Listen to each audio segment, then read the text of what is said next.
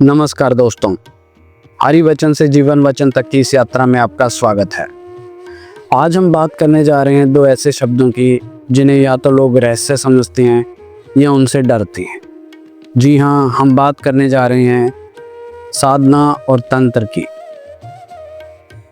लेकिन क्या साधना और तंत्र सच में डरावने हैं या वो मार्ग हैं जो हमें समय से मिलाने के लिए बने हैं?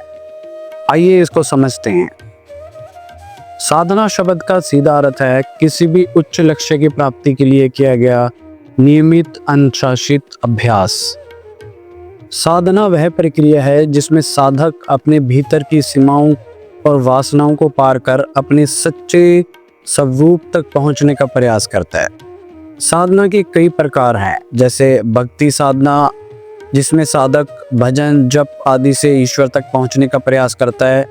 वहीं ज्ञान साधना जिसमें साधक शास्त्रों, ध्यान और गुरु के माध्यम से सत्य का बोध करता है। और कर्म साधना जिसमें साधक निष्काम भाव से कर्म करता है और ईश्वर को प्राप्त करता है।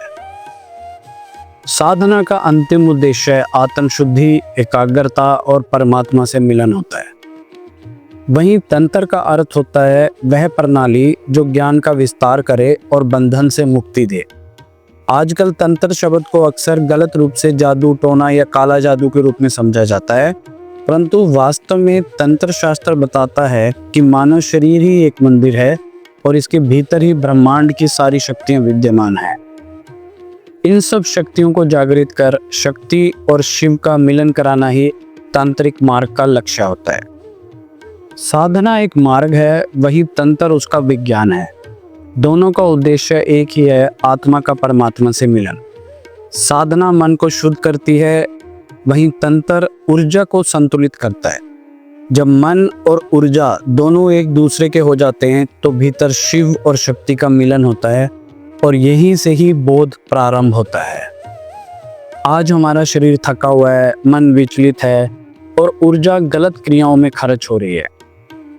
साधना और तंत्र वो मार्ग हैं जो इंसान को पशुता से देवत्व की ओर ले जाते हैं।